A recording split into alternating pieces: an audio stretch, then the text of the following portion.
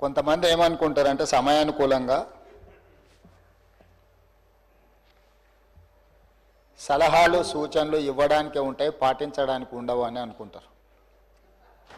ఎందుకు అని అంటే తమ దాకా వస్తే కానీ తమకు అర్థం కాదన్నట్టు నిజంగానే కక్ష సాధింపు చర్యలకు పాల్పడే ఆలోచననే ఈ రాష్ట్ర ప్రభుత్వానికి ఉండి ఉంటే ఈరోజు అక్కడ కూర్చొని అక్కడ నించొని నోటికొచ్చింది మాట్లాడే అవకాశం ఉండకపోతుండే. చెంచల్గూడనో చెర్లపల్లిలో మమ్మల్ని ఎక్కడైతే పెట్టినరో డిటెన్షన్ సెల్లో ఎవరిని కలవకుంటే నిర్బంధించినరో అక్కడనే మీరుండేటోళ్ళు. కానీ మా ప్రభుత్వం 15 నెలల్లో ఎవరి మీద కూడా కక్ష సాధింపు చర్యలకు పాల్పడలేదు. అధ్యక్ష, డ్రోన్ ఎగరేసిందని, డ్రోన్ ఎగరేస్తే ఎవరైనా అనుమతి తీసుకోకుండా ఒక డ్రోన్ ఎగరేస్తే ఆ డ్రోన్కు 500 రూపాయలు ఫైన్ వేస్తారు అధ్యక్ష. కానీ పార్లమెంట్ సభ్యుడిగా కాంగ్రెస్ పార్టీ వర్కింగ్ ప్రెసిడెంట్గా నన్ను అరెస్టు చేసి జైలుకు పంపించి మామూలుగా దానికి 500 రూపాయల ఫైన్ ఉంటే బిలో 7 years ఉంటే రిమాండ్కే పంపరు, పోలీస్ స్టేషన్ బెయిల్ ఇవ్వాలి. కానీ అధికారాన్ని అడ్డం పెట్టుకొని అన్ని రకాల వ్యవస్థల మీద ప్రభావితం చేసి చెర్లపల్లి జైలుకు పంపించి నక్సలైట్లు ఐఎస్ఐ తీవ్రవాదులు ఉండే డిటెన్షన్ సెల్లో ఒక కాంపౌండ్లో ఏ ఒక్క ఖైదీని లేకుండా 7 ఫీట్ల బై 12 ఫీట్లు ఉంటే అందులో 3.5 ఫీట్లు పండుకోవడానికి దిమ్మె ఉంటుంది, ఒక చిన్న బాత్రూమ్ ఉంటుంది అధ్యక్ష. 16 రోజులు డిటెన్షన్ సెల్లో ఒక్క మనిషిని చూడకుండా నన్ను నిర్బంధించిన ఆ కోపాన్ని దిగమింగుకొని రాష్ట్ర ప్రయోజనాల కోసం ఈరోజు పనిచేస్తున్నా అధ్యక్ష. రాత్రిపూట పడుకోవడానికి లైట్ బంద్ చేయకుండా ట్యూబ్ లైట్లు ఆన్లో పెడితే అది ఓపెన్ ఎయిర్ జైలు, ఇంతింతలో బల్లులు 7 ఫీట్లలో 3.5 ఫీట్లు దిమ్మ ఉంటే దిమ్మ మీద పడుకుంటే ఇంకొక 3.5 ఫీట్లు గ్యాప్ ఉంటుంది. లైట్లు బంద్ చేయకుండా లైట్లు ఓపెన్ పెడితే అధ్యక్ష ఇంతింతలో బల్లులు 20-30 పైన ట్యూబ్ లైట్ ముందు పురుగులు తిరుగుతుంటే అది ఓపెన్ ఎయిర్ జైలు కాబట్టి పురుగులు వస్తే పురుగులను తినడానికి బల్లులు పరిగెత్తుతుంటే ఏ ఒక్క రోజు రాత్రి కూడా పడుకోకుండా మేల్కతో కూర్చున్న అధ్యక్ష. బయట కానిస్టేబుల్ లైట్ బంద్ చేయవా పడుకుంటా అంటే లేదు సార్ పైనుంచి ఆదేశాలు ఉన్నాయి, ఆ ట్యూబ్ లైట్లు బంద్ చేస్తే మీరు పడుకుంటారు కాబట్టి ట్యూబ్ లైట్లు ఆన్లోనే పెట్టమని. ఆ ట్యూబ్ లైట్ స్విచ్ బయట ఉంటుంది అధ్యక్ష, లోపల ఉండదు. ఆ చిన్న బాత్రూమ్ చిన్నది, కూర్చుంటే బయటకు కనిపించేటట్లు ఉంటుంది అధ్యక్ష. ఒకసారి నేను ఎమ్మెల్యేల హోమ్ కూడా నా దగ్గర ఉంది కదా, ఎమ్మెల్యేలను నేను తీసుకెళ్తా, మంత్రులను తీసుకెళ్తా. ఏ జైల్లో ఐఎస్ఐ తీవ్రవాదులను కరడుగట్టిన నక్సలైట్లను బంధిస్తారో పార్లమెంట్ సభ్యుని నన్ను 16 రోజులు అందులో బంధిస్తే 16 రోజులు రాత్రిపూట ఏ ఒక్క రోజు పడుకోలేదు అధ్యక్ష. పొద్దున పూట బయటకు వదిలినప్పుడు 6 గంటలకు వచ్చి ఖైదీలను బయటకు వదులుతారు కదా అధ్యక్ష. బయట ఒక చెట్టు ఉంటే 16 రోజులు పొద్దున పూట చెట్టు కింద పడుకున్న అధ్యక్ష. అయినా నేను కోపం ప్రదర్శించలే. ఇవన్నీ కూడా దేవుడు అనేటోడు ఉంటాడు, చూస్తాడు, అంతకు 4 ఇంతలు అనుభవిస్తారని నేను అనుకున్నా. సరిగ్గా నేను ప్రమాణ స్వీకారం చేసే రోజే నా మీద కక్ష సాధించిన వాళ్ళని దేవుడే చూపించి దావకంలో షరీక్ చేపించిండు అధ్యక్ష. నేను ఎవరిని ఏం అనాల్సిన పని లేదు. మొదటిసారి నన్ను జైల్లో ఎన్ని రోజులు పెట్టినరో వాళ్ళకి తెలుసు.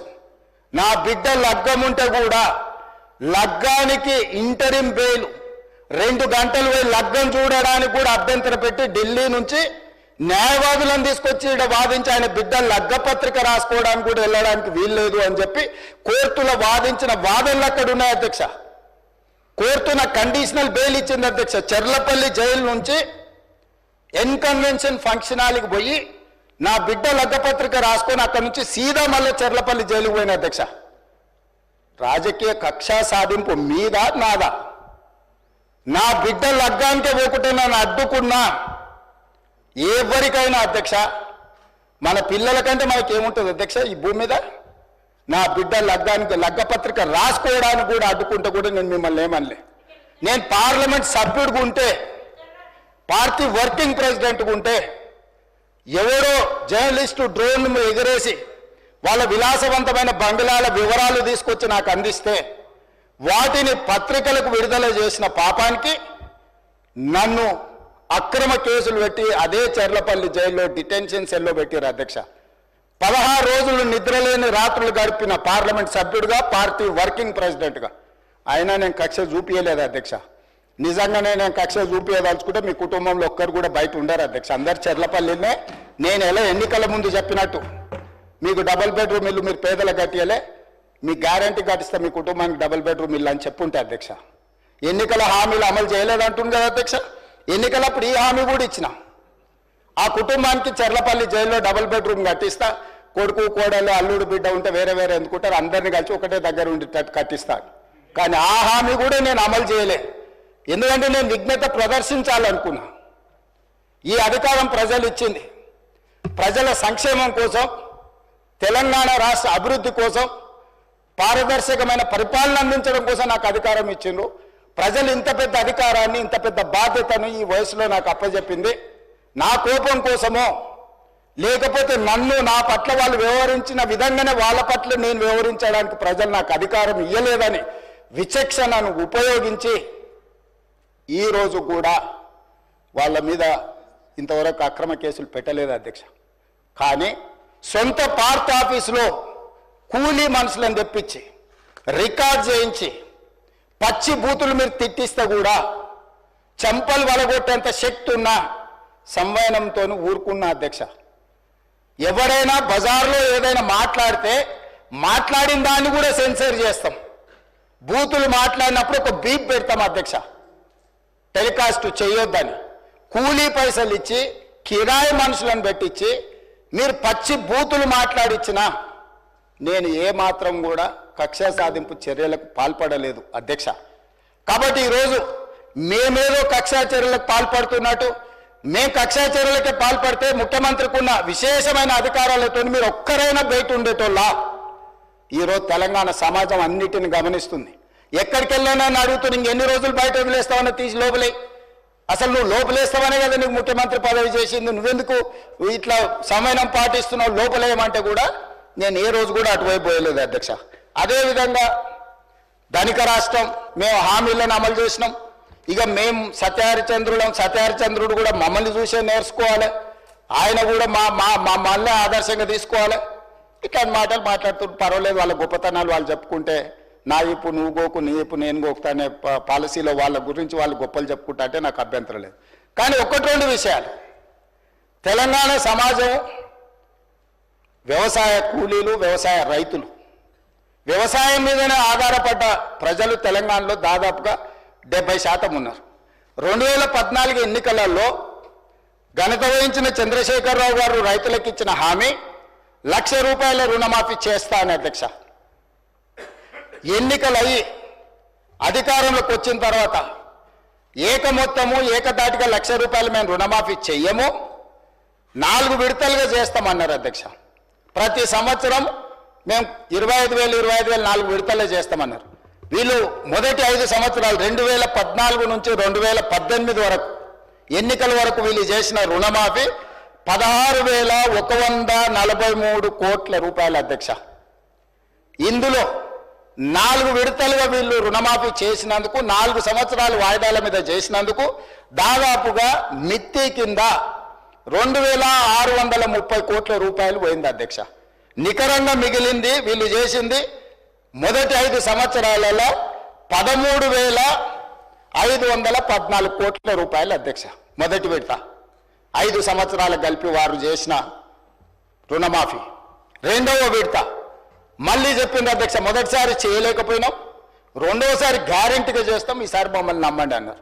సరే, ప్రజలు తెలంగాణ వాళ్ళు మంచోళ్ళు, మొదటిసారి పాపం కొత్తగా వచ్చిన రాష్ట్రం ఇప్పుడిప్పుడే సంసారం మొదలు పెట్టారు, రెండోసారైనా ఇచ్చిన మాట నిలబెట్టుకుంటారు కదా, మొదటిసారి చేసిన తప్పు చేయరని ప్రజలు రెండోసారి కూడా వాళ్ళని కనుకరించారు, వాళ్ళకి అధికారం ఇచ్చింది అధ్యక్ష. రెండోసారి ఏం చేసింది అధ్యక్ష, మొదటిసారైనా 4 సంవత్సరాలు ప్రతి సంవత్సరం కొంత 4 సంవత్సరాలు ఇచ్చింది అధ్యక్ష. రెండోసారి 4 సంవత్సరాలు ₹1 ఇవ్వాలి అధ్యక్ష. ఆఖరి సంవత్సరంలో వాళ్ళు చేసిన రుణమాఫీ ఎంత అంటే 21,35,557 మంది రైతులు అధ్యక్ష. రైతుల నెంబర్ మళ్ళొకసారి వినండి అధ్యక్ష. 21,35,557 మంది రైతు కుటుంబాలకు 11,909 కోట్ల రూపాయలు రుణమాఫీ చేసిండ్రు అధ్యక్ష. ఎప్పుడు? 4వ సంవత్సరంలో. ఈ 11,909 కోట్ల రూపాయల రుణమాఫీలో మిత్తి కింద 8,515 కోట్ల రూపాయలు పోయింది అధ్యక్ష. కొండ నాలుకకు మందేస్తే ఉన్న నాలుక ఊడిపోయిందని వీళ్ళు 11,909 కోట్ల రూపాయలు రెండో విడత 4 సంవత్సరాల తర్వాత రుణమాఫీ చేస్తే 4 ఏళ్ళు వీళ్ళు సున్నా రుణమాఫీ చేసినందుకు మిత్తి కింద 8,515 కోట్ల రూపాయలు పోయింది అధ్యక్ష. రెండు కలిపి 10 సంవత్సరాల వాళ్ళ పరిపాలనలో 2 సార్లు అధికారాన్ని ప్రజలు వాళ్ళకు అప్పచెప్తే రెండోసారి 3,394 కోట్లు, మొదటిసారి చేసిన రుణమాఫీ 2 కలిపితే 10 సంవత్సరాలలో 16,908 కోట్ల రూపాయలు వాళ్ళు రుణమాఫీ చేసిండ్రు అధ్యక్ష. 10 సంవత్సరాలు. మొదటిసారి 1,00,000, రెండోసారి 1,00,000. మొదటిసారి విడతల వారిగా, రెండోసారి 4వ సంవత్సరంలో చేసిన రుణమాఫీ 16,908 కోట్ల రూపాయలు అధ్యక్ష వాళ్ళు చేసింది. ఇక నన్ను అడుగుతున్నారు, నువ్వు ఎన్నికలలో హామీ ఇచ్చినావు కదా, నువ్వు చేసినావా చేయలేదని. నేను అది కూడా చెప్తా అధ్యక్ష. 25,35,964 మంది రైతులకు 20,617 కోట్ల రూపాయలు నేను రుణమాఫీ చేసిన అధ్యక్ష. 10 నెలలు తిరిగే లోపల 10 ఏళ్లలో ఆనాటి చంద్రశేఖరరావు గారు చేసిన రుణమాఫీ 16,908 కోట్ల రూపాయలు అయితే 10 నెలలు తిరగక ముందే 25,35,964 మంది రైతులకు 20,617 కోట్ల రూపాయలు రుణమాఫీ నేను చేసిన అధ్యక్ష. 2 లక్షల వరకు ప్రతి రైతుకు రుణమాఫీ చేసింది నేను. ఇవాళ తమ ద్వారా వారిని అడుగుతున్న అధ్యక్ష, నేను 10 ఏళ్లలో మీరు చేసింది ఏంది, 10 నెలల్లో నేను చేసింది ఏంది? ఇప్పటికైనా మీ ఆలోచన విధానంలో మార్పు రాకపోతే, ప్రజలు శిక్షించినా ప్రజలు ఉరిదీసినా మీ ఆలోచన విధానంలో మీకు మార్పు రాలేదు అధ్యక్ష. అదే విధంగా వాళ్ళు రైతు బంధు గురించి చెప్తారు అధ్యక్ష. రైతు బంధు వాళ్ళు ఎన్నికల ముందల ఎగనామ పెట్టి ఎలక్షన్ కోడ్ను అడ్డం పెట్టి పారిపోయినారు అధ్యక్ష. పారిపోతే ఎన్నికల కోడ్ను అడ్డం పెట్టుకొని ప్రజలకు పంగనామం పెట్టి పారిపోతే ఎన్నికల తర్వాత డిసెంబర్ 7, 2023 నాడు నేను అధికారం చేపట్టిన తర్వాత వాళ్ళు ఎగ్గొట్టిన రైతు బంధు 7,625 కోట్ల రూపాయలు నేను చెల్లించిన అధ్యక్ష. వాళ్ళు పారిపోయినారు కదా అని నేను వదిలేయలే. రైతుల పట్ల నాకున్న చిత్తశుద్ధి, వాళ్ళు ఇస్తామని ఎగనామం పెట్టిన రైతు బంధు పథకాన్ని కూడా నేను ముఖ్యమంత్రిగా బాధ్యత చేపట్టిన తర్వాత మా మిత్రులు బట్టి విక్రమార్క గారు ఆర్థిక మంత్రిగా, అయ్యో రైతులు మనోళ్ళు, దిగిపోయినోడు ఎట్లాగో దిగిపోయినోడి మీద మన నెపం నెట్టేసి రైతులకు అన్యాయం చేయొద్దు, ఈ రైతులను ఆదుకోవాలని 7,625 కోట్ల రూపాయలు మొదటి విడత రైతు బంధు పథకాన్ని నేను చెల్లించిన వాళ్ళు పంగనామాలు పెట్టిన రైతు బంధు అధ్యక్ష. రెండవసారి 4,666 కోట్ల 59 లక్షలు ఇప్పుడు నేను రుణమాఫీ, వీళ్ళు సంవత్సరానికి 10,000 అంటే దాన్ని పెంచి సంవత్సరానికి 12,000గా మార్చి వాళ్ళకి ఈరోజు 4,666 కోట్ల 59 లక్షల రూపాయలు ఈరోజు రైతులకు రైతు భరోసా పథకం కింద నేను చెల్లించిన అధ్యక్ష. టోటల్గా ఇప్పటి వరకు రైతు భరోసా పథకం కింద 12,291 కోట్ల 73 లక్షలు ఈరోజు నేను రైతులకు రైతు భరోసా పథకం కింద నేను ప్రభుత్వాన్ని ఏర్పాటు చేసిన తర్వాత నేను చెల్లించిన అధ్యక్ష. అదే రకంగా ఆనాడు వరేస్తే ఊరేసుకున్నట్టని వాళ్ళు మాత్రం వరి పండించుకొని ఫామ్ హౌస్లో 150 ఎకరాలలో కావేరీ సీడ్కు 4,500 రూపాయల క్వింటాల్ అమ్ముకున్నారు అధ్యక్ష. రికార్డు ఉంది. 4,500 అధ్యక్ష. వాళ్ళు పండించిన వడ్లలో ఫామ్ హౌస్లో బంగారం పండుతుంది అధ్యక్ష. 4,500 రూపాయలకు క్వింటాలేమో దొరగారు ఒట్లు కొనుక్కుంటారు. పేద రైతు అందించిన రైతులకు మీరు ఒరేసుకుంటే ఊరేసుకున్నట్టే అని చెప్పి వాళ్ళు రైతులను ఉరిదీస్తాం ఒరేసుకుంటా అని చెప్తే, నేను వచ్చిన తర్వాత మా ఉత్తమ్ కుమార్ రెడ్డి గారు నేను కలిసి ఆలోచన చేసి, మీరు వరి పండించండి, చివరి గింజ వరకు కొనుక్కుంటాము, మీరు సన్న ఒట్లు పండిస్తే 500 రూపాయల బోనస్ కూడా ఇస్తాము, కనీసం మద్దతు ధరతో పాటు 500 రూపాయల బోనస్ ఇస్తామని సన్న ఒట్లు పండించిన రైతులకు 1,162 కోట్ల రూపాయలు బోనస్ కింద 500 రూపాయలు ఇచ్చిన చరిత్ర నాది అధ్యక్ష. సంవత్సరం తిరిగే లోపల రైతులకు మేము అందించింది ఇది ఉచిత కరెంటు. ఏం సంబంధం అధ్యక్ష వాళ్ళకు ఉచిత కరెంటు? ఉచిత కరెంటును కనిపెట్టిందే కాంగ్రెస్ పార్టీ. ఈ దేశంలో కరెంటును కనిపెట్టిందే కాంగ్రెస్ పార్టీ. ఈ రాష్ట్రంలో కరెంట్ ఇచ్చిందే కాంగ్రెస్ పార్టీ. ఈ రాష్ట్రంలో రైతాంగానికి ఉచిత కరెంట్ ఇవ్వాలని అన్నదే కాంగ్రెస్ పార్టీ, కనిపెట్టిందే కాంగ్రెస్ పార్టీ. ఉచిత కరెంట్ అనే పేటెంట్ కాంగ్రెస్ పార్టీది. కరెక్ట్. మా రాజ్ ఠాకూర్ చెప్పినట్టు కాంగ్రెస్ అంటేనే కరెంట్, కరెంట్ అంటేనే కాంగ్రెస్.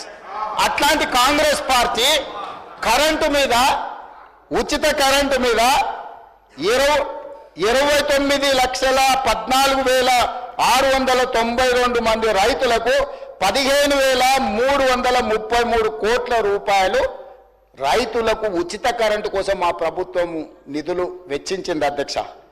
అదేవిధంగా రైతు బీమా, మీరు అంటున్నారు రైతు బీమా ఈ పథకాన్ని కొనసాగించినాం.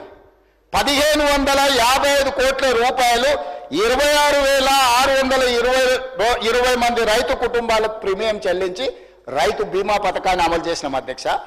ఇవాళ నేను తమరిని అడుగుతున్నా అధ్యక్ష, మీరు ఎగ్గొట్టిన రైతు బంధు మేమే చెల్లిస్తుంది, మీరు ఎగ్గొట్టిన రైతు రుణమాఫీ మేమే చేస్తుంది, మీరు ఒరేసుకుంటే ఉరేసుకున్నారని మీరు చెబితే కూడా మేము ఆ వరిని ఇవ్వడమే కాకుండా 500 రూపాయల బోనస్ ఇచ్చి కొనుగోలు చేస్తుంది. ఉచిత కరెంటును కొనసాగించి 24 గంటలు ఇచ్చి 1,000 కోట్ల రూపాయలు మేమే చెల్లిస్తుంది. ఇవాళ రైతు బీమా పథకాన్ని మేమే చేస్తాం. ఎన్నికల హామీలను ఎక్కడ అమలు చేయలేదు అధ్యక్ష? మీరు 10 ఏళ్ళు చేయలేని పనులు 10 నెలల్లో మేము చేసినప్పుడు కళ్ళల్లో నిప్పులు పోసుకునే బదులు, కడుపులో కత్తులు పెట్టుకొని కౌగులించుకునే బదులు, అరే పిల్లగాడు అయినా యువకుడు అయినా బాగా చేసినవా, మంచిగా ఉంది, ఇంకా కష్టపడు, ఇంకా కొంచెం బాగా చేయని ప్రోత్సహించినట్టు మాట్లాడవచ్చు కదా ప్రతిపక్ష నాయకుడు వచ్చి. వారి వయసుకి వారి అనుభవానికి మేము గౌరవం ఇస్తామని కదా అధ్యక్ష. వారు ఒక్క రోజైనా ఒక్క మాట అయినా ఈ ప్రభుత్వం నన్ను అభినందించడం వారికి ఇష్టం లేకపోవచ్చు, ఎందుకంటే వారి కుర్చీని నేను గుంజుకున్నా కాబట్టి వారికి నా మీద కోపం ఉండొచ్చు, తప్పలేదు. కానీ ఈ ప్రభుత్వాన్ని నేను అభినందించాలి కదా అధ్యక్ష. ఇది పక్కన పెడితే వడగండ్ల వానలు గతంలో ఎన్నడూ అకాల వర్షాల వల్ల, వడగండ్ల వల్ల పంట నష్టం జరిగితే ఏ రోజు ఇయ్యలే. ఈ రోజు వడగండ్ల వానతోనే అకాల వర్షాలతో పంట నష్టం జరిగితే ప్రాంతాలు పర్యటించి ఎకరాకు 10,000 రూపాయల లాగా పంట నష్ట పరిహారం మేము అందించినాం అధ్యక్ష. అట్లా కూడా రైతులను మేము ఆదుకున్నాం. అదేవిధంగా ఇప్పుడు వారు చెప్తున్నారు ధనిక రాష్ట్రం, మీరు దివాలా తీసిన రాష్ట్రం ఎట్లా అంటారని. నేను కొన్ని లెక్కలు చెప్తా అధ్యక్ష. ఈ లెక్కలన్నిటిని విన్న తర్వాత ఈరోజు మనము ఊపర్ శర్వాణి అందరు పరేషాని అనేది ఉందా లేదా అనేది ఈరోజు రాష్ట్ర ప్రజలు ఆలోచన చేస్తారు అధ్యక్ష. 16 మంది ముఖ్యమంత్రులు దాదాపుగా 1956 నుంచి 2014 వరకు 58, దాదాపుగా 60 సంవత్సరాలు లెక్కేసుకొని 16 సార్లు ముఖ్యమంత్రులు చేసిన అప్పు ఎఫ్ఆర్బిఎం రాష్ట్రాలకు 4 రకాల అప్పులు చేయడానికి ఉంటుంది అధ్యక్ష. ప్రత్యక్షంగా రాష్ట్ర ప్రభుత్వం అప్పు చేయడానికి ఎఫ్ఆర్బిఎం అంటారు అధ్యక్ష. అదొక అప్పు. గవర్నమెంట్ గ్యారెంటీ ఇచ్చి స్పెషల్ పర్పస్ వెహికల్స్ కింద వాళ్ళు పెట్టుకున్న కార్పొరేషన్స్ మీద మనం గవర్నమెంట్ గ్యారెంటీ ఇస్తుంది, కార్పొరేషన్ పేరు మీద, కానీ చెల్లించేది కూడా మనమే. 3వ రకం అధ్యక్ష, గవర్నమెంట్ గ్యారెంటీ ఇస్తుంది, కార్పొరేషన్స్ తెచ్చుకున్న గ్యారెంటీ ఇచ్చినా ఆ కార్పొరేషన్సే తిరిగి చెల్లించుకుంటాయి. 4వది గవర్నమెంట్ గ్యారెంటీ ఉండదు, వాళ్ళు సొంతంగా చేసుకుంటారు అధ్యక్ష. ఈ 4 రకాల రాష్ట్ర ప్రభుత్వానికి అప్పులు చేసే వెసులుబాటు ఉంటే ఎఫ్ఆర్బిఎం పరిధిలో జూన్ 2, 2014 తెలంగాణ రాష్ట్రం ఏర్పడ్డ రోజు వారికి అప్పచెప్పినప్పుడు తెలంగాణ రాష్ట్రం యొక్క అప్పు 72,658 కోట్ల అధ్యక్ష. ఎఫ్ఆర్బిఎం అప్పు నికరంగా రాష్ట్ర ప్రభుత్వం చేసిన అప్పు. అదేవిధంగా government guaranteed loans raised by SPV but are serviced by government, అంటే ఎస్పీవి మీద లోన్ ఉన్నా గవర్నమెంటే కడుతుంది, 11,609 కోట్ల అధ్యక్ష. అదేవిధంగా government guarantee loans which are raised by SPV and served by them, అంటే గవర్నమెంట్ గ్యారంటీ ఇస్తుంది కార్పొరేషన్లకు, తిరిగి కార్పొరేషనే కట్టుకుంటుంది. ఆ పేరు మీద 5,893 కోట్లు. అదేవిధంగా గవర్నమెంట్ గ్యారంటీ లేకుండా వాళ్ళే తెచ్చుకునేవి ఆ రోజు 0, 1 రూపాయి కూడా అప్పు లేదు. ఈ మొత్తం కలిపితే 3 రకాల అప్పులు కలిపినప్పుడు జూన్ 2, 2014 సభ్యులందరూ కూడా వినాలి, 90,161 కోటి అధ్యక్ష. 90,161 కోటి రూపాయల అప్పుతోని ధనిక రాష్ట్రంగా వారికి మేము అప్పజెప్పడం జరిగింది. తెలంగాణ రాష్ట్రం ఇవ్వడమే కాకుండా హైదరాబాద్ రాష్ట్రంతో కూడుకున్న తెలంగాణను మిగులు బడ్జెట్తో కేవలం 90,161 కోట్ల రూపాయల అప్పుతోని వాళ్ళకి రాష్ట్రాన్ని అప్పచెప్పినాం అధ్యక్ష. 10 సంవత్సరాలలో వాళ్ళు చేసింది కూడా చెప్తా అధ్యక్ష. 1/12/2023 7 తారీఖు నాడు నేను బాధ్యత తీసుకున్నా, కానీ లెక్కలు ఆ మంత్ వరకు తీసుకున్నాం. 1/12/2023 నాటికి FRBM అప్పులు 3,87,173 కోట్ల అధ్యక్ష. అంటే 3 లక్షల దాదాపుగా 20,000 కోట్లు ఈ 10 సంవత్సరాలలో వీళ్ళు తీసుకొచ్చారు అధ్యక్ష. అదేవిధంగా government guaranteed loans raise by SPV but service by government 1,27,209 కోట్ల అధ్యక్ష. అదేవిధంగా థర్డ్ కేటగిరీ కింద తెచ్చుకున్న లోన్లు 95,461 కోటి అధ్యక్ష. 4 non guarantee loans which are paid by corporations 59,414 కోట్ల అధ్యక్ష. ఈ 4 కేటగిరీల కింద 1/12/2023 నాడు మాకు అధికారాన్ని అప్పజెప్పేటప్పుడు బట్టి విక్రమార్క గారికి వారు అప్పజెప్పిన అప్పు 6,69,257 కోట్ల రూపాయల అధ్యక్ష.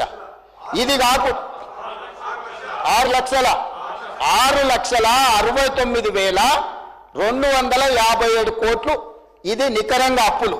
ఇది కాకుండా వీళ్ళు ఇచ్చిపోయింది ఏంది అధ్యక్ష? పేమెంట్లు పెండింగ్ అధ్యక్ష. వీళ్ళు మేము అభివృద్ధి చేసినాం అని ఏదైతే చెప్తుండ్రో వీళ్ళు చేసిన అభివృద్ధి ఏంటనంటే మాకు అప్పులను ఇచ్చిపోయినారు అధ్యక్ష. 40,000 కోట్ల రూపాయలు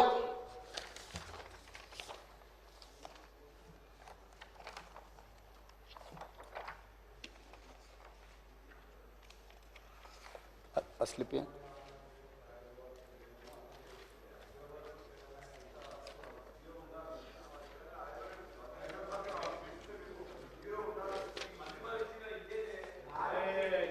స్పీకర్ సార్ 6,69,257 కోట్లు నికరంగా వీళ్ళు చేసిన 4 రకాల అప్పులు. అదేవిధంగా పెండింగ్ బిల్స్. ఇప్పుడు ఆ సర్పంచులు ఆత్మహత్యలు చేసుకున్నారు కదా అధ్యక్ష ఆ ప్రభుత్వంలో. ఇప్పుడు సర్పంచులు ధర్నాలు చేస్తున్నారు కదా అధ్యక్ష. ఇట్లాంటి సర్పంచులే కాకుండా ప్రభుత్వ ఉద్యోగులకు ఇవ్వాల్సిన జీతభత్యాలు పెన్షన్లు ఇట్లాంటివి వాళ్ళ రిటైర్మెంట్ బెనిఫిట్స్ 40,154 కోట్ల అధ్యక్ష. ఇవే కాకుండా అదర్ పెండింగ్ బిల్స్ అన్డిక్లేర్డ్ అంటే ఈరోజు ఉచిత కరెంటు కింద విద్యుత్ శాఖకు అదేవిధంగా సింగరేణి నుంచి బొగ్గు కొనుక్కొని other pending bills discom energy dues Singareni power dues SC and ST సప్లైన్ బ్యాక్లాగ్ పేమెంట్స్ 1,09,740 కోట్ల అధ్యక్ష. 1/12/2023 నాటికి కల్వకుంట్ల చంద్రశేఖరరావు గారు రాష్ట్ర ప్రభుత్వాన్ని మాకు అప్పచెప్పినప్పుడు 8,19,151 కోటి అధ్యక్ష.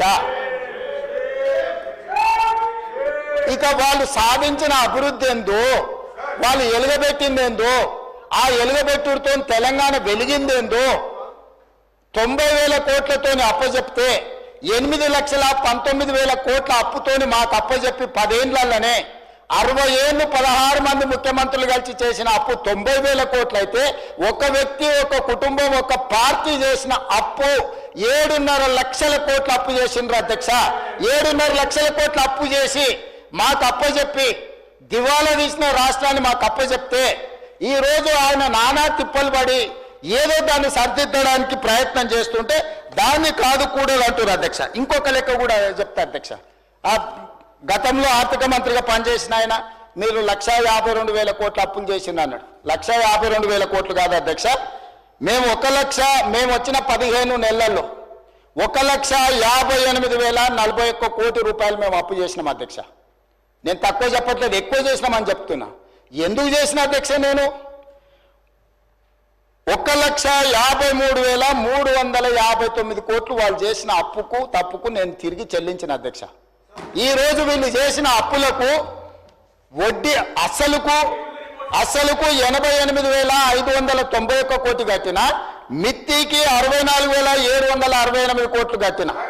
15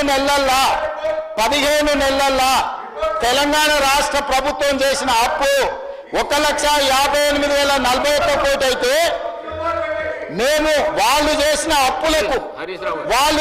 అప్పులకు మేము కట్టింది 1,53,559 కోట్ల అధ్యక్ష. నికరంగా 15 నెలల్లో మేము చేసిన అప్పులకెళ్ళి రాష్ట్ర ప్రభుత్వాన్ని నిర్వహించడానికి 4,682 కోట్ల రూపాయలు మాత్రమే అధ్యక్ష. ఈ రోజు మీరు మొత్తం రాష్ట్రాన్ని కార్పొరేషన్ వైజ్ నేను చెప్పదలుచుకున్న అధ్యక్ష, ఏ కార్పొరేషన్ మీద ఎంత అప్పు తెచ్చిందో మేము ఎంత కట్టినామో కూడా చెప్తే మీరు నోట్ చేసుకోవాలి అధ్యక్ష. తర్వాత ఈ కాపీ పంపిస్తా మాజీ ఆర్థిక మంత్రికి. అధ్యక్ష, కాళేశ్వరం ఇరిగేషన్ ప్రాజెక్ట్ కింద 74,590 కోట్లు వాళ్ళు తెచ్చింది అధ్యక్ష. ఆనాడు 1/12/2023 నాటికి కాళేశ్వరం ఇరిగేషన్ ప్రాజెక్టు మీద వాళ్ళు 74,590 కోట్లతో మాకు అప్పచెప్తే ఈ రోజు ఆ అప్పు 68,947 కోట్లకు తగ్గింది అధ్యక్ష.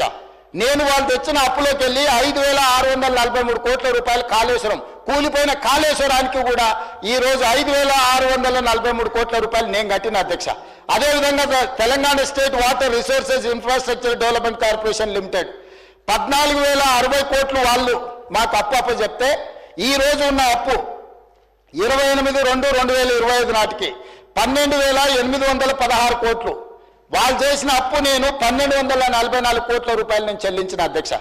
అదేవిధంగా అధ్యక్ష, Telangana drinking water supply corporation limited mission Bhagiratha అని గొప్పలు చెప్తుంటారు కదా అధ్యక్ష, 20,200 కోట్ల రూపాయలు అప్పు తెచ్చింది అధ్యక్ష. వాళ్ళు నాకు అప్పచెప్పిన రోజు ఇచ్చింది ఎప్పటికీ 1/12/23 నాటికి.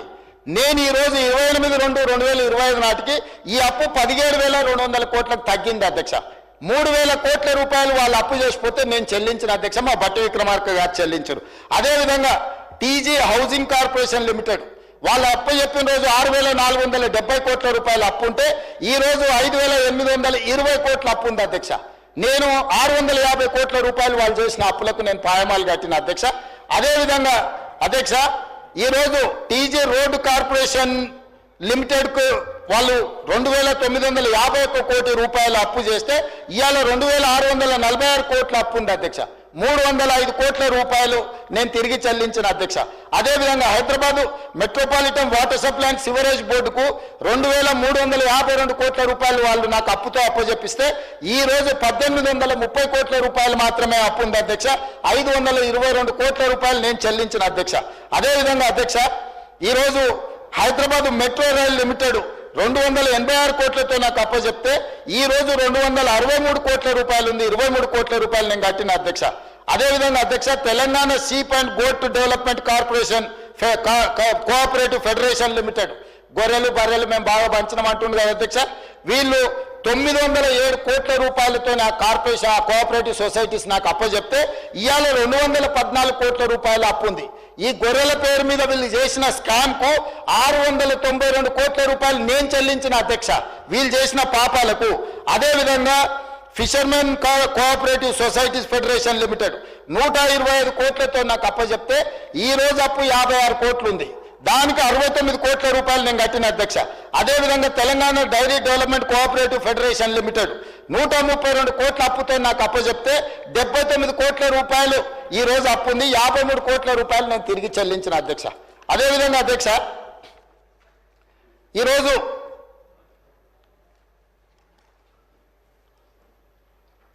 టీజీ పోలీస్ హౌసింగ్ కార్పొరేషన్ అధ్యక్ష 168 కోట్ల రూపాయలతో నాకు అప్పచెప్తే ఈ రోజు ఉన్న అప్పు 37 కోట్లు, అంటే 132 కోట్ల రూపాయలు నేను చెల్లించిన అధ్యక్ష.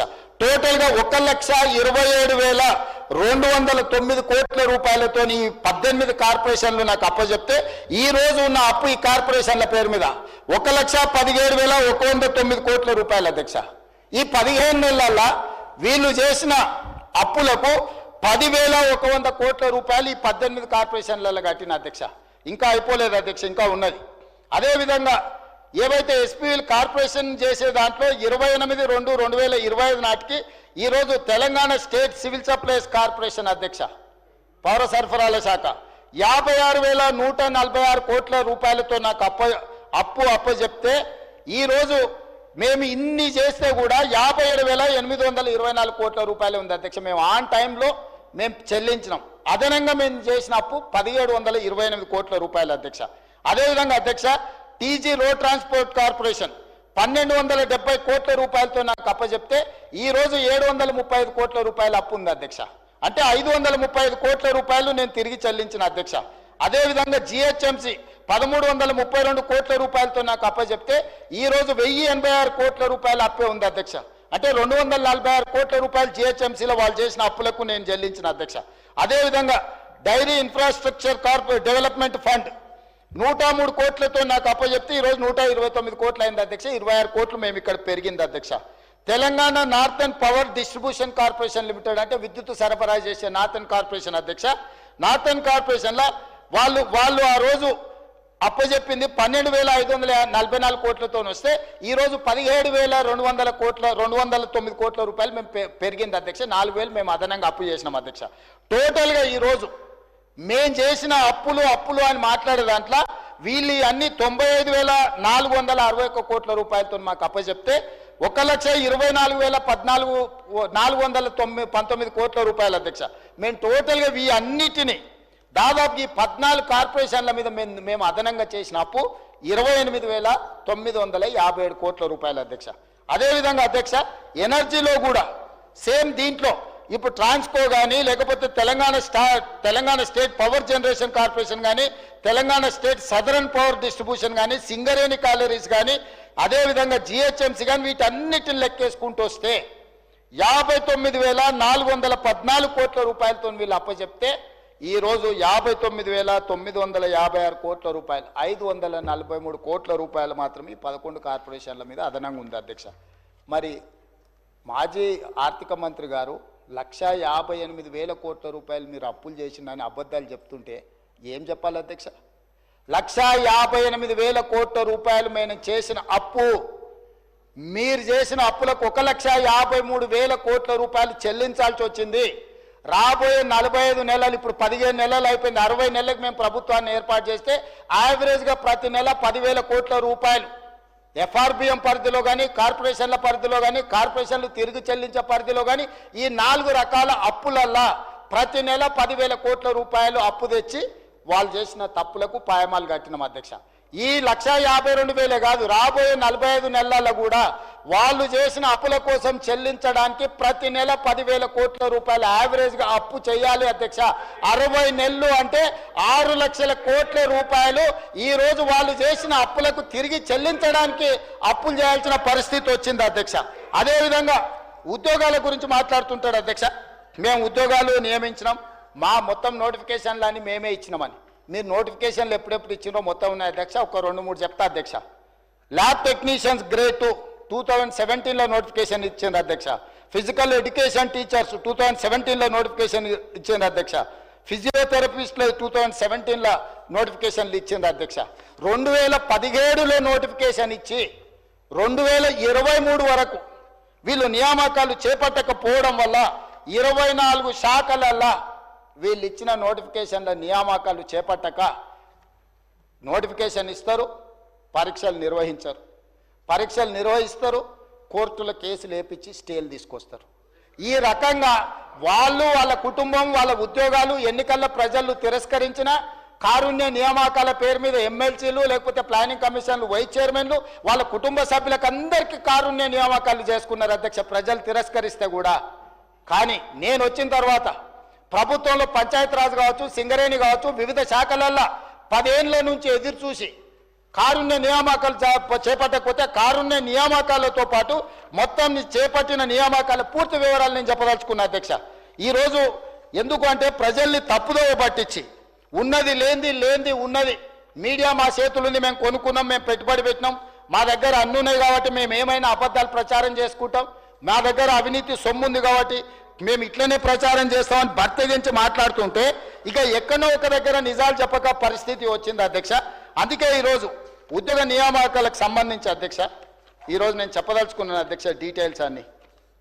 ఎన్ని ఉద్యోగాలు మేము ఇచ్చినామో నేను సూటిగా ఈ సభ ద్వారా సవాల్ విసురుతున్నా అధ్యక్ష. మేము ఇచ్చిన ఉద్యోగాలు శాఖల వారిగా టోటల్గా నేను చెప్తాను అధ్యక్ష. ఈరోజు వీటన్నిటిని తీసుకొని 25 శాఖలలో నేను చేపట్టిన నియామకాల అధ్యక్ష.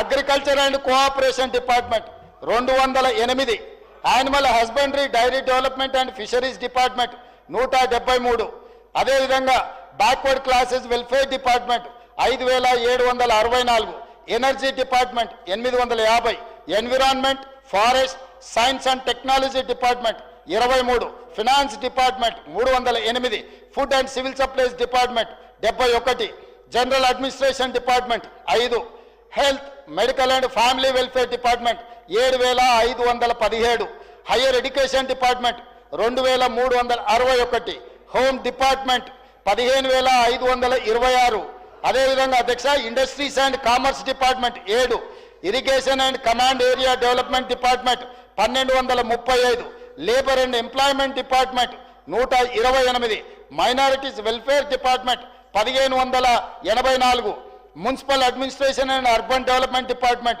3148, Panchayat Raj and rural development 1232, planning department 2, revenue department 3048, schedule caste development department 2562, secondary education department 10211, transport road and building department 442, tribal welfare department 1413, women child disabled and senior citizens department 115, youth advancement tourism and culture department 13, మొత్తం కలిపి 57,946 ఈ 15 నెలల నా ప్రభుత్వ నియామకాలను చేపట్టింది.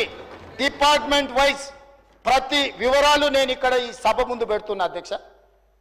ఈ దేశంలోనే స్వతంత్రం వచ్చినప్పటి నుంచి ఏ ప్రభుత్వం కూడా including Congress governments, Narendra Modi గారు ప్రాతినిధ్యం వహిస్తున్న గుజరాత్లో రైతులకు ఇన్ని వేల కోట్ల రుణమాఫీ జరగలేదు, రైతులకు రైతు బంధు ఇవ్వలేదు, రైతులకు ఉచిత కరెంటు ఇవ్వలేదు, రైతులు పండించిన పంటకు బోనస్ ఇవ్వలేదు. రాష్ట్రంలో ఉన్న అప్పులను వాళ్ళు చేసిన అప్పులన్నిటికీ మళ్ళీ అప్పులు చేసి తిరిగి చెల్లించి 1,52,000 కోట్ల రూపాయలు తిరిగి చెల్లించి ప్రతి నెల 1వ తారీఖు నాడు ప్రభుత్వ ఉద్యోగులకు 1వ తారీఖు నాడు జీతాలు ఇస్తున్నాం. మీరు ఉన్నప్పుడు నెలాఖరు వరకు కూడా ప్రభుత్వ ఉద్యోగులకు కూడా విడతల వారీగా జీతభత్యాలు ఇచ్చిన మీరు ఇవాళ మమ్మల్ని నా తప్పు పట్టేది. ఇవాళ 57,946 ఉద్యోగాలు మేమిస్తే మీ కుటుంబంలో 2 కారుణ్య నియామకాలు 4 మంత్రులు తీసుకున్న మీరు మాకొచ్చి ఇక్కడ నించోని నీతులు చెప్తారా? మీ నీతులు చెప్తే మేము వినాలా? కాబట్టి ఇప్పటికైనా మీ ఆలోచన విధానాన్ని మార్చుకోండి. మేం కక్ష సాధింపు రాజకీయాలకు పాల్పడడం లేదు. మేం కక్ష అంటూ సాధించడం మొదలు పెడితే మీరెవ్వరు ఇక్కడ ఉండరు. మీరు అందరు చర్లపల్లిలో చెంచడుగోలులో ఉండేవాళ్ళు. మీరు ఆనాడు కృష్ణమాదిగని వదలలే, రవిప్రకాష్ని వదలలే, రేవంత్ రెడ్డిని వదలలే, కనిపించిన ఎవరిని వదలలే. ఈ రోజు మీరు వెనుకేసుకొచ్చిన ఎవరైతే జర్నలిస్ట్ అనే ముసుగుదొడిగి మీరు పోయి కలిసి వచ్చిండ్రో ఎస్సీ ఎస్టీ కేసు పెట్టి మీరు జైలు వేస్తే ఆ అమ్మాయికి కూడా అడ్వకేట్ని పెట్టి బెయిల్ ఇప్పించింది నేను. ఇవాళ మీరు మీ దగ్గర అక్రమ సంపాదన ఉందని చెప్పి అబద్ధాలు ప్రచారం చేసి ఈ ప్రభుత్వాన్ని బద్నాం చేయాలని నోటికొచ్చింది మాట్లాడితే ఎట్లా అధ్యక్ష? ఇప్పటికైనా 10 సంవత్సరాలు మీరు చేసిన అప్పులకు తప్పులకు తెలంగాణ రాష్ట్రం శిక్ష అనుభవిస్తుంది. ఈరోజు తెలంగాణ రాష్ట్రానికి ఉన్న అప్పు మీరు చెప్పినట్టు మేము ఒకవేళ 1,88,000 కోట్ల అప్పు చేసి ఉంటే 1,58,000 కోట్ల అప్పే మేము చేసి ఉంటే ఈ అప్పు ఈరోజు 8 లక్షల పై కోట్లుగా ఉండేది. కానీ ఈరోజు తెలంగాణ రాష్ట్రానికి ఉన్న అప్పు 1/28/2/2025 నాటికి 7,38,707 కోట్లు మాత్రమే అప్పు ఉన్నది. ఇదేం తక్కువ కాదు. ఇవన్నీ మీరు ఇచ్చిపోయిన వారసత్వం. వారు ఆస్తులు సృష్టించడం అంటారు. ఏం సృష్టించారు అధ్యక్ష? ఒక్కటి చెప్పు. కాళేశ్వరం.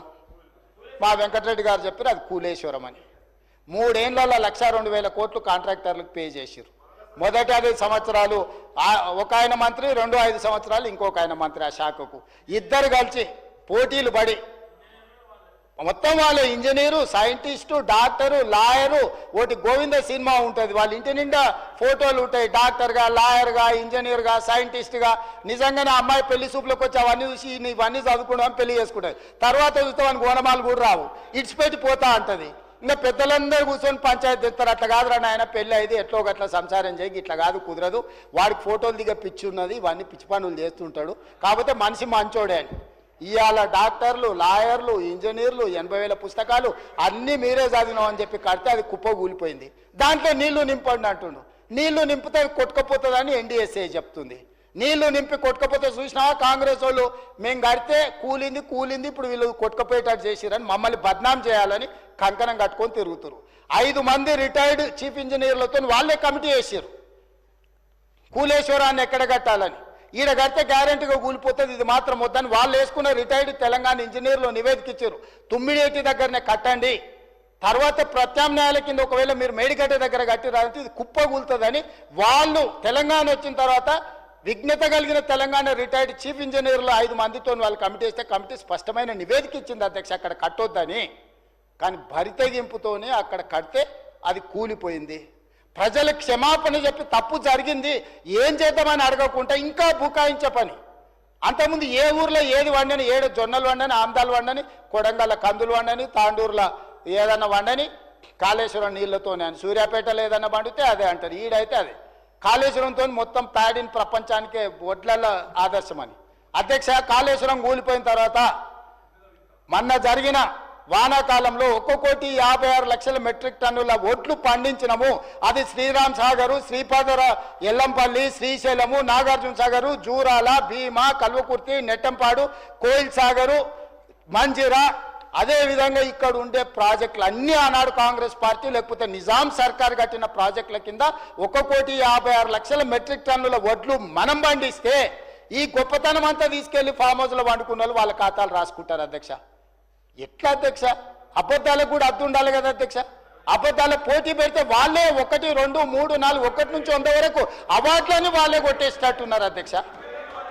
ఎట్లా అధ్యక్ష ఇది? అందుకే నేను ఈరోజు చెప్తున్నా అధ్యక్ష, ఇట్లాంటి అబద్ధాల పునాదుల మీద మళ్ళీ మీరు గెలవరు. ఇట్లాంటి అబద్ధాలు మీరు మానకపోతే పార్లమెంట్లో గుండుసున్నిచ్చిరు, తర్వాత ఎన్నికల్లో అభ్యర్థులు పెట్టుకోలేని పరిస్థితి వచ్చింది, పోటీ చేయలేని పరిస్థితి ఉంది. పార్టీ కుప్పగూలినాక కూడా ఇంకా అర్థం చేసుకోకుండా ఇంకా శిథిలాలలోనే ఎత్తుక్కోవాలని, మా తాతలు నేతులు తాగినారు, మా మూతుల వాసన చూతురాండి అని ఈ గొప్పలేని అధ్యక్ష. పొంకనాల పోసిగానికంటే 3 ఎడ్లుంటే 36 దొడ్లు ఉన్నాయని చెప్పిండంటే వెనకటికి. ఇట్లనే ఉన్నది అధ్యక్ష వీళ్ళు చెప్పుకునేది. ఏందుంది మీ దగ్గర? ఏందుంది? అన్ని పోయినాయి, ఏం మిగల్లా. మీరు తెలంగాణకు ఏం మిగిల్చలేదు, మీ దగ్గర కూడా ఏం మిగల్లా. ఇప్పటికైనా మర్యాదగా నన్ను ఉండడం నేర్చుకోండి. మర్యాదగా ఉంటేనే ఏమన్నా ఉపయోగం ఉంటుంది. ఆ రోజు న్యూయార్క్లో అక్కడెక్కడో దీన్ని కాళేశ్వరం గురించి అడ్వర్టైజ్మెంట్ ఇచ్చారు, ప్రపంచంలో 8వ వింత అన్నారు. ఏమైంది అధ్యక్ష వింత? 3 ఏళ్లలో కుప్పగూలింది. ఇప్పటికైనా నా రిక్వెస్ట్ ఒక్కటే, వయసు ఉన్నది సరే, మీరిద్దరు ఆడ ఆశ పడుతున్నారు, పెద్ద మనిషి వదిలేటట్టు లేడు. మేమందరం కూడా పెద్ద మనిషి ఉంటేనే బాగుంటుంది, ఇలా చేతికిస్తే ఏం చేస్తారో తాడు బొంగరం లేకుండా అని తెలంగాణ సమాజానికి ఒక భయం ఉంది. వాళ్ళిద్దరు పోటీ తెలంగాణ ప్రజల సాగుకు వచ్చింది అధ్యక్ష. మీరు చూడండి, ఎప్పుడైనా ఒక ఆయన పొద్దున్నే ట్విట్టర్లో పెడతాడు, 11 గంటలకు ఒక ఆయన ప్రెస్ మీట్ పెడతాడు, 4 గంటలకు ఇంకొక ఆయన పర్యటన ఆడిపోయి ఇద్దంటారు. వీళ్ళందరూ చూసేవరకల్లా సాయంత్రం మేడం గారు అందరిని పిలిపించి సమావేశం పెడుతుంది. ఏం పోటీ ఇది? ఎందుకు పోటీ? అసలైన ఆయన నేను వెనకటికి చెప్పిన అధ్యక్ష, వెనకటికి ఆయన మారుతుండు, ఈయనకి ఇస్తున్నాను. కొంతమంది పాపం తెలియని అమాయకులు అందులో ఉన్న మంత్రులు మా పెద్దసారి పోతున్నాడు, మా చిన్నసారి వస్తున్నాడు భజన సంఘం పెట్టి భజన చేసిరు. నేను రోజు చెప్పిన ఈపులు చింతపండు అయితే అని పెద్ద మనిషి వచ్చి చెప్తాడని. సరిగ్గా నేను చెప్పిన నెలకే వచ్చి చెప్పిండు, ఎవర్రా వాడు అన్నాడు, ఈపు చింతపండు అవుతుంది ఇంకోసారి మాట్లాడతాను. ఆయన మంచిగా ఉన్నాడు, ఆయనకి ఏం ప్రాబ్లం లేదు, వీళ్ళు ఆశపడ్డ ప్రయోజనం లేదు. ఆయన బాగుండాలి, 100 ఏళ్ళు ఆరోగ్యంగా ఉండాలి, ఆయన ప్రతిపక్షంలో ఉండే ఆయన అనుభవాలతో మాకు సలహాలు ఇవ్వాలి. వాళ్ళిద్దరు ఆశపడి పోటీ పడి పెద్ద మనిషికి ఏమైనా ప్రమాదం తెచ్చేటట్టున్నారు అధ్యక్ష. మీరన్నా వేదిక మీద నుంచి ఆ పోలీసు వాళ్ళకు కొంచెం ఆదేశాలు ఇచ్చి వీళ్ళకు కూడా ఏదైనా జ్ఞానోదయం కలిగేటట్టు ఏదైనా 4 మంచి మాటలు చెప్పండి అధ్యక్ష. మా పెద్దలు జానారెడ్డి గారన్నా లేకపోయారు ఈ సభలో, కనీసం వాళ్ళకి ఏమైనా మంచి వచ్చేటో చెప్పనీకే. కాబట్టి దయచేసి ఇట్లాంటి పనులు మాని మీరు ప్రతిపక్ష పార్టీగా మీరు సలహాలు సూచనలు ఇవ్వండి, మాకేం అభ్యంతరం లేదని నేను తెలియజేస్తున్నా అధ్యక్ష. ధన్యవాదాలు అధ్యక్ష.